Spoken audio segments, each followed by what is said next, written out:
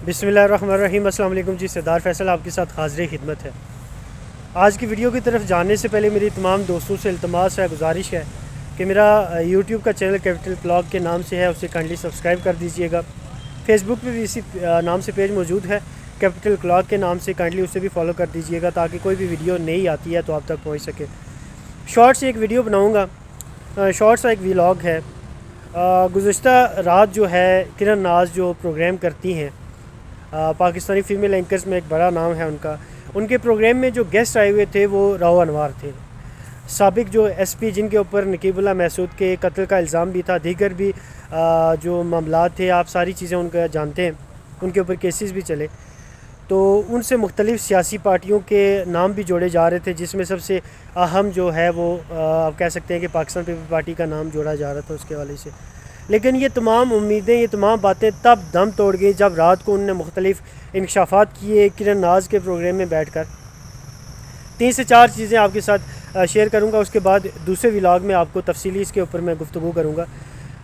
अभी मैं 2-3 चीज़ें आपके सामने रखता हूँ। सबसे पहली बात यह है कि उन्होंने कहा जी कि सिंध में और कराची के अंदर जितने भी हालात ख़राब हुए हैं, इसकी जो रिस्पॉन्सिबल है, इसकी जो ज़िम्मेदार है वो सिंध गवर्नमेंट है।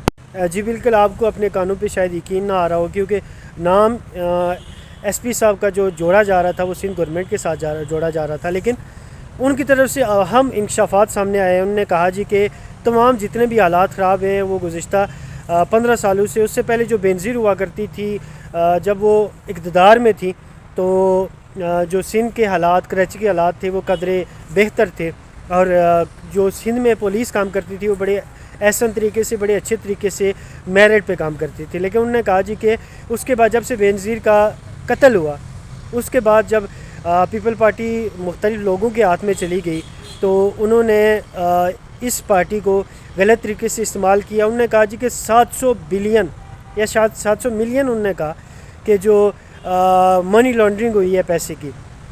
फिर उन्होंने कहा जी कि सऊदीया के अंदर जो है वो मुख्तलिफ़ जो है वो चीज़ें बनाई गई हैं, वहाँ अपनी आप कह सकते हैं कि मुख्तलिफ़ चीज़ें ख़रीदी गई, बनाई गई। उसके अलावा उन्होंने कहा जी कि दीगर मुल्कों के अंदर भी इन्वेस्टमेंट की गई और सारा पैसा यहाँ से मनी लॉन्ड्रिंग करके भेजा गया। फिर उन्होंने ये भी कहा कि जो मुख्तलिफ़ सोसाइटीज़ हैं, मुख्तलिफ़ प्लाट्स हैं, उसके ऊपर भी जो है वो सिंध गवर्नमेंट जो है वो कब्ज़ा करवाती है। तो ये 2-3 चीज़ें बड़ी अहम हैं जो मैंने आपके साथ शेयर करनी थी, क्योंकि लग यही रहा है कि इसमें सहाफ़ियों के लिए, आम जो लोग हैं, सोसाइटी के लोग हैं, उनके लिए बड़ा अहम पैगाम है कि हालात किस तरफ जा रहे हैं। एसपी साहब के पास ज़ाहिर है इसके सबूत भी मौजूद होंगे अगर वो बात कर रहे हैं, क्योंकि उन्होंने एक बड़ी अहम पार्टी पे, और बड़ी पाकिस्तान की तीसरी बड़ी पार्टी है जिसके ऊपर उन्होंने ये इल्ज़ामात लगाए हैं। तो अभी क्या देखते हैं कि क्या उन्हें पाकिस्तान पीपल पार्टी जो है वो कोई नोटिस भेजती है, उन्हें अदालत में लेके जाती है।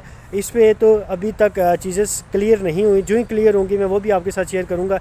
लेकिन हालात किस तरफ जा रहे हैं ये भी आपके सामने रखना था कि एसपी साहब जिन्हें, जैसे वो जरदारी साहब कहा करते हैं ना कि जी मोहसिन नकवी साहब के बारे में कहा करते हैं कि वो मेरा बेटा है, तो राव अनवार का भी नाम जरदारी साहब के साथ जोड़ा जाता था। लेकिन रात का जो प्रोग्राम है, रात के प्रोग्राम में जो इंकशाफात है, उसमें सारी चीज़ें जो है वो इंकशाफात भरा वो इंटरव्यू रहा है, और उसमें पाकिस्तान पीपल पार्टी पे बहुत संगीन इल्ज़ामात लगाए गए कि वहाँ कब्ज़ा माफिया भी है, और सिंध के हालात, ज़ाहिर गुज़िश्ता 15 साल से सिंध में पाकिस्तान पीपल पार्टी की गवर्नमेंट है, तो वो कहते हैं कि जितने भी हालात ख़राब हुए हैं उसकी ज़िम्मेदार जो है वो सिंध गवर्नमेंट है, और लाखों करोड़ों रुपया, जो अरबों रुपया है जो है वो मनी लॉन्ड्रिंग के ज़रिए यहाँ से बाहर मुल्कों में भेजा गया।